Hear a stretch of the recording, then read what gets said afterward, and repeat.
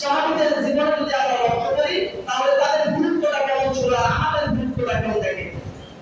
আল্লাহ নবীর একজন বিশিষ্ট সাহাবী আব্দুল্লাহ আনসারী রাদিয়াল্লাহু তাআলা আনহু, এই সাহাবীর বিরুদ্ধে হযরত ওমর ফারুক রাদিয়াল্লাহু তাআলা আনহু বিশ্বনবীর দরবারে নালিশ দিল, ইয়া রাসূলুল্লাহ সাল্লাল্লাহু আলাইহি ওয়াসাল্লাম, আপনার এই সাহাবী মসজিদে আসে সবার পরে কিন্তু মসজিদ থেকে বের হয়ে সবার আগে।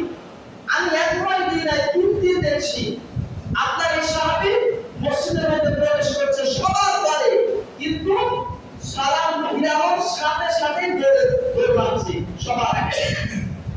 বিশ্বনবী বললেন ঠিক আছে।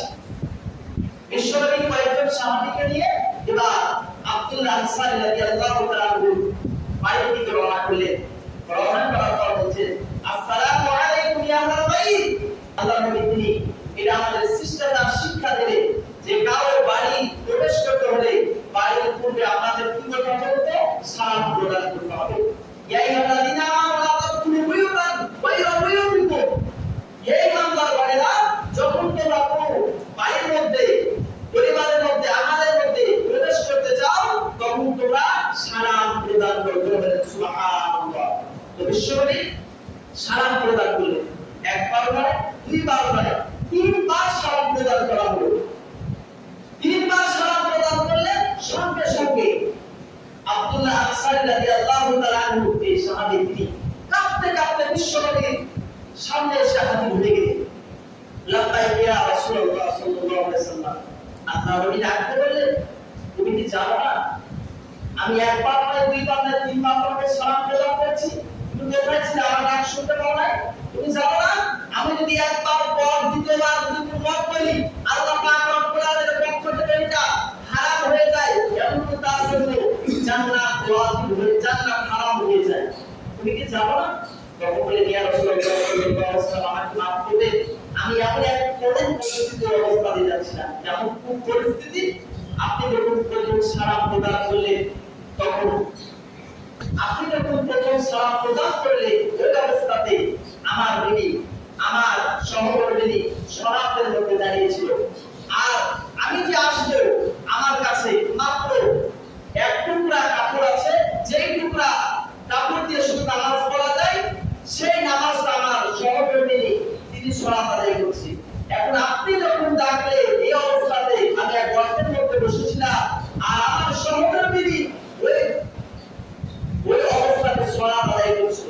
এখন যদি আমি এই অবস্থাতে দৌড়ে আসি, আমি বাঁচতে পারছি না আর আমি এ কথাও বলতে পারছি না যে তাড়াতাড়ি তুমি শরাত শেষ করে দাও, কারণ তার সঙ্গে কথা বলছে বলুন তো, কথা বলে আল্লাহ পাক রব্বুল আলামিনের সঙ্গে। আর স্ত্রীকে তো বলতে পারছি না তুমি সারাটা তাড়াতাড়ি শেষ করো, বিশ্বনবীকে ডাকছি। কারণ আপনি তো বলেছেন বান্দা যখন সাজদা দেয় ওয়াসজুদ ওয়াক্তারি, বান্দা এবং আল্লাহর মধ্যে কোনো পর্দা থাকে না। সুবহানাল্লাহ। আর যে বান্দা সালাতের মধ্যে দাঁড়িয়ে যায় স্বয়ং মহান আল্লাহ পাক রব্বুল আলামিনের সঙ্গে প্রেম নিবেদনে নিমগ্ন হয়ে যায়, প্রেমের পাগল পারা হয়ে যায়। সুবহানাল্লাহ। তখন বললেন, আচ্ছা তোমার বিরুদ্ধে হযরত ওমর ফারুক রাদিয়াল্লাহু তাআলা আনহু, ওমর ফারুক রাদিয়াল্লাহু তাআলা আনহু তোমার বিরুদ্ধে নালিশ দিয়েছে, তুমি কি জানো? তুমি নাকি সবার পরে মসজিদে প্রবেশ করো আর সবার আগে মসজিদ থেকে বের হয়ে যাও। তখন আব্দুল্লাহ আনসারী রাদিয়াল্লাহু তাআলা আনহু কি বলছে, ইয়া রাসূলুল্লাহ সাল্লাল্লাহু আলাইহি ওয়াসাল্লাম, আমি এতটুকু বের হই বলি আমি বললাম এক টুকরা কাপড় আছে, যে টুকরা কাপড় যখন আমি পরিধান করে আসি আমার সহকর্মী গর্তের মধ্যে প্রবেশ করে থাকি, আমি ততক্ষণ পর্যন্ত এই মসজিদের মধ্যে অবস্থান করব। আপনি তো বলেছেন ইয়া আইয়ুহাল্লাযীনা আমানু আনফুসাকুম ওয়া আহলিকুম নারা, হে ইমানদার বলেরা তোমরা নিজেরা বাঁচো জাহান্নামের আগুন থেকে এবং তোমরা আমার পরিবারকে বাঁচো। আমি তো আপনার হুকুম শ্রবণ করেছি, আমার যখন নামাজ কমপ্লিট হয়ে যাও আমি তো বসে বুঝতে পারছি এখন আমার পরিবারকে বাঁচাইতে হবে। এজন্য আমি তাড়াতাড়ি করে বাড়ির দিকে রওনা করি, কারণ আমি যদি দেরি করি তাহলে আমার সহকর্মীর সালাত আদায় করতে পারবে না। মাত্র এক টুকরা কাপড়।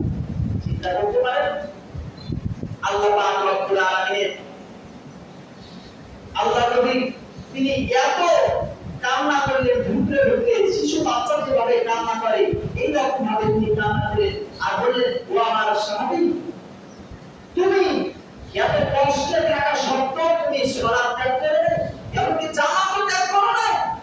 আর আমরা সুস্থ স্বাভাবিক মস্তিষ্ক সুস্থভাবে আমরা হেঁটে চলতে পারছি, অথচ মসজিদে আসতে পারছি না, কখনোই না।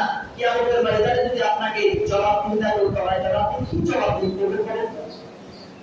কি জবাবদিহিতাই করবেন বলেন?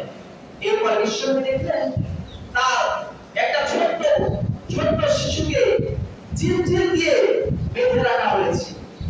বিশ্বনবী বললেন, আচ্ছা শহীদুল ইসলাম, এই ছোট্ট শিশুটাকে চিলচিল দিয়ে বাঁধার কারণ কি?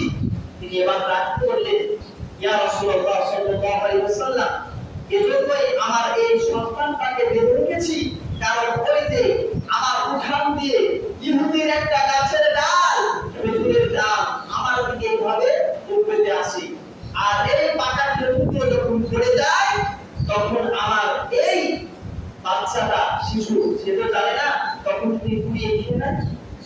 আল্লাহ নবী বললেন, ওই সাহাবী বললেন, ইয়া রাসূলুল্লাহ সাল্লাল্লাহু আলাইহি ওয়াসাল্লাম, আপনার মুখে শুনেছি লা তাদখুলুল জান্নাতা উদিয়াত জাসাদুল উদিয়া বিল হারাম, ওই শরীর আল্লাহর জান্নাতে যাচ্ছে না, যাবে না যে শরীরটা উদিয়া বিল হারাম, হারাম মাকরুহ, হারাম দিয়ে লালিত পালিত হয়।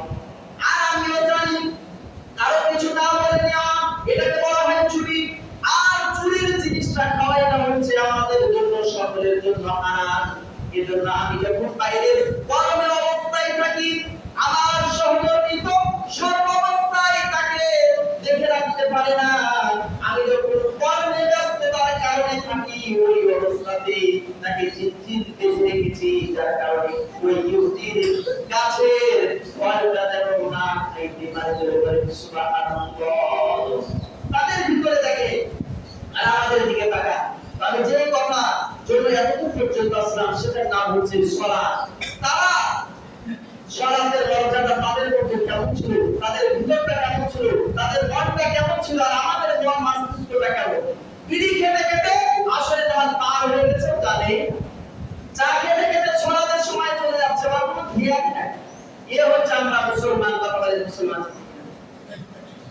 অথচ আল্লাহ রাসূল সাল্লাল্লাহু আলাইহি ওয়াসাল্লাম তিনি বলছেন, জামাতের কেমন গুরুত্ব জানো? তুমি একাকির চাইতে জামাতে অংশগ্রহণ করে সালাত আদায় করা 27 গুণ বেশি সওয়াবের কাজ করবে। সুবহানাল্লাহ। এক। দুই নম্বরে কি হচ্ছে? আমার ইচ্ছা হয় আমার এই ইমামতির দায়িত্ব একজনকে নিযুক্ত